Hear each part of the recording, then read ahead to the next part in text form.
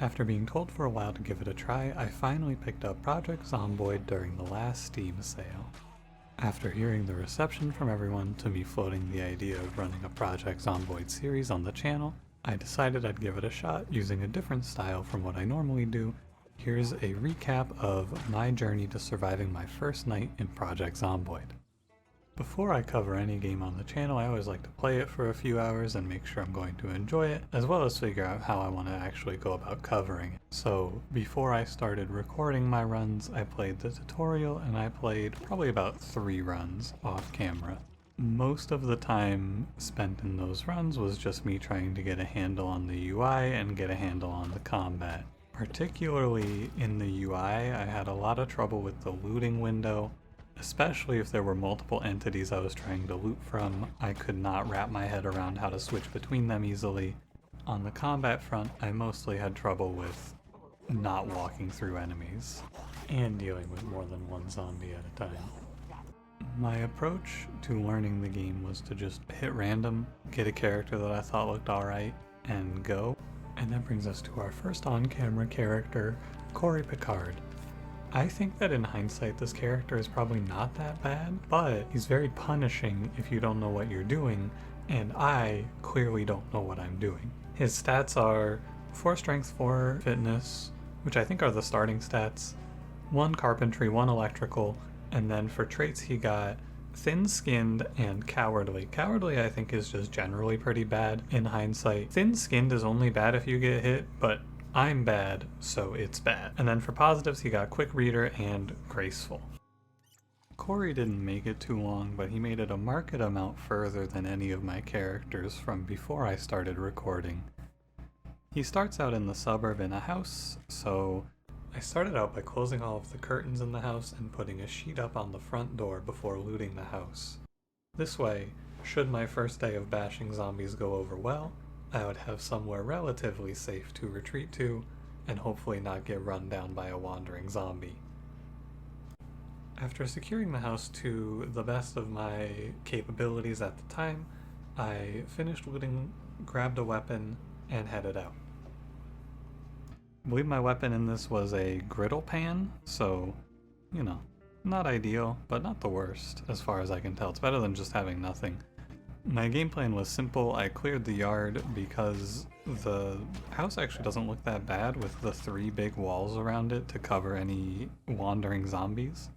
Once I cleared the yard, I could know that area was safe and then begin pulling zombies in. I would say the most important thing I learned in this attempt is that it's very hard to not pull groups of zombies together. You can do it, but it is definitely something that requires a bit of practice, so you get to the point where you don't pull a group of 4 or more zombies all at once, instead pulling them apart 1 or 2 at a time. And I wasn't very good at it, but I started to understand that you could kite zombies around and get them to split up and then get in a few hits here and there. I did the best that I could, but inevitably, combat went against me. I greeted for a few too many kills, got bit, lost my hat, so there really was nothing to live for, and I knew the end was near.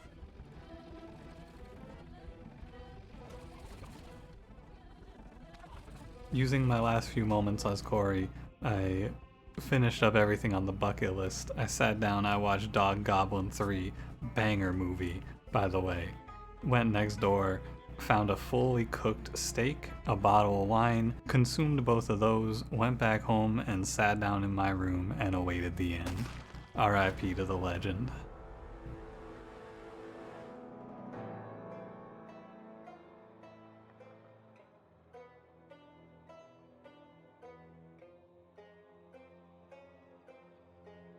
After the last run, I realized I was actually having a lot of fun, so I started talking about the game in Discord with some of my community, and I got some suggestions on what I should do now. From here on, I am playing on a sandbox tweak of Apocalypse. I was just playing on base Apocalypse before. I shifted it so that there are no more zombie respawns of any kind, and I made it so zombies can trigger house alarm. The respawns are so that I have something to work towards. It's nice to clear an area and then know that a zombie won't spawn in there, they will wander in. So as I clear out further and further, I have more and more security, and the house alarms just sounded like fun, honestly.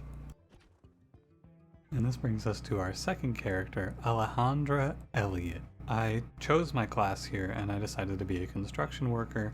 I realized from my first run that I knew about two things right now, and those two things were hitting zombies and hitting zombies with blunt objects. So, construction worker, one of the two options on the list that seemed good at that.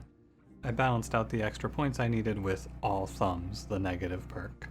This character also started out in a suburb. At this point I realized that it seems like your starting building is not ever going to have a zombie in it, so I set about the looting section much quicker. I, compared to the last start, really hated where I was here though. This building has no way to really block zombies out, and so I decided I was going to get the hell out of here. It seemed like way too much effort to fortify this location, so I moved on. I gathered up everything I could find that looked useful, I grabbed a weapon, and I headed on out.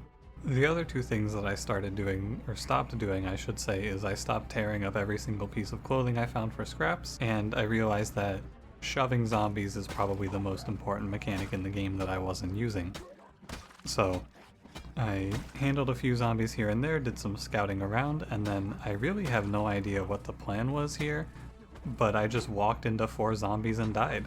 I cannot explain to you, I cannot even fathom what I thought was going to happen here, but yeah. I guess I learned that 4 zombies will kill you instantly, but of course they will, what the hell?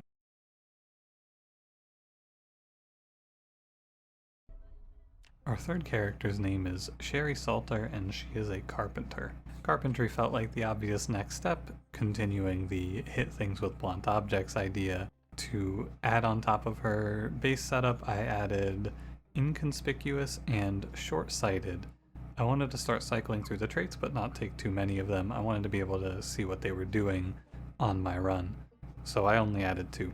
Now, unlike every other character I've played so far, Sherry did not start out in a house in a suburb. We actually started out here in the police station. The police station was sick. It was really cool. There was so much to find. It took me a minute to even understand where I was, but eventually wandering around the building I found these lockers, and I found A, goofy looking hat, and B, a satchel, which I was really excited about. I remember being really hyped up about the concept of being able to carry more things. I also found a nightstick, which seems like a much better weapon than the various cooking utensils I have used up until now, and geared up and ready to go, I headed on out. I realized pretty quickly I did not want to stay in the police station because what am I going to do, sleep in a cell? It's also very hard to cover all the entrances to this place. I saw a very big building next door, so I made that my next target. On the way over, I found a police officer who I liberated their gun and jacket from. However, I learned from the tutorial that if you shoot a gun, you're probably killing yourself, so I did not take the liberty. Walking over to this massive building, I saw a very absurd looking cowboy hat, even more absurd than the patrolman's hat that I had on. So I went ahead and grabbed that, putting us at 2 for 3 for characters with goofy hats in this video. I checked a window and hopped into the building. I realized that this building was way too big for me to feel like I could clear it right now. I'm really not sure how you're meant to go about clearing a building of this size. Right now, this is me speaking in current day experience, what I tend to do is walk up to the building and shout to try to get attention from the zombies to make them known to me. But I really haven't gotten past that point yet. Anyway, as I decided I was going to leave, heard a knock somewhere at the door, but I did not realize it was the one I was walking out of. Now, I don't know what happened here from a gameplay perspective, but I should have died. I have no idea why, but if you look closely, this zombie that was knocking at the door, I think didn't see me, even though I was in the doorway. I don't know how to put this other than I got absurdly lucky to not just outright lose right here. I wonder if maybe it's a byproduct of the inconspicuous trait, which makes me harder to detect for zombies. That's the only thought that I really have about this, is that maybe this zombie just couldn't see me because of inconspicuous. It's hard to say though. I spent the next about 4 hours of in-game time very wisely just walking around hitting zombies. I wasn't really too worried about survival at this point. I was just trying to get used to hitting things. I started to get a pretty good feel for it at this point, I think. 4 hours of walking around in the fields killing zombies really got the blood pumping. But then it started to get dark and I wasn't dead. And I went, oh, I don't have anywhere to stay. This is now a problem because I'm tired from hitting so many zombies. I haven't drank anything and I haven't eaten anything yet. So my character's starting to have a little bit of trouble here. At this point I realized I was in a terrible position overall. My very first thought was to go back to the courthouse. I don't know why. I don't know what I thought was going to be in the courthouse. And for some reason the door was left open. So the courthouse was just not necessarily flooded, but there were quite a few of them in there. I believe I went over and checked the police station, but there were also zombies there. They were inside. They were banging on the windows. That place was also a hell no.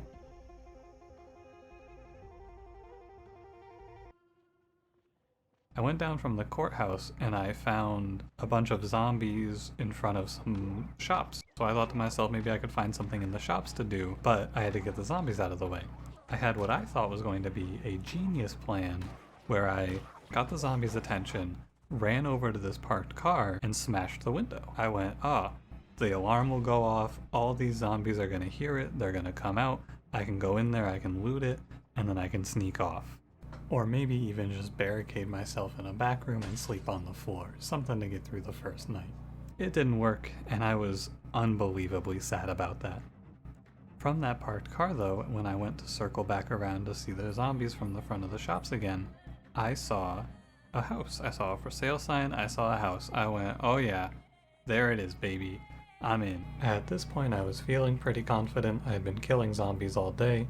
I felt a lot better about my understanding of aggro ranges. I knew roughly how far away I could be from a zombie before it would see me, and I knew where to stand to pull it off to the side. So I went on over. I was able to split the zombies off into groups of 1 and then 2, and I was able to beat them both down.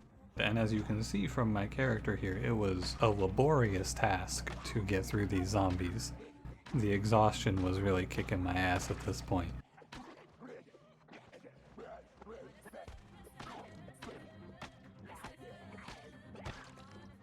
I thought to myself, we made it. Night's falling, and we got there. We got ourselves a nice place to stay. I cracked open the window, I hopped inside, and the house was not furnished. There was nowhere to stay. It was a bust. There was nothing to eat, there was nothing to drink, there were no supplies, and I thought I was done for. All of that work for nothing, man. Anyway, I'm really desperate now. So I went ahead and I hopped the fence to this next door house and went inside. Thankfully one of the windows was open, so we just hopped right on in. I saw a zombie in the kitchen, and then I walked up to clear this first open door, and the game gets me with the first and only jump scare that it got me with up until this point, because for some reason this lady just locked herself in this broom closet here. The noise that I made, coupled with the fact that I was very tired, I thought the second zombie was going to come in and we were going to have to sit there and juggle them forever. I wasn't 100% sure that I could beat it, and if there was another zombie upstairs I was definitely done for.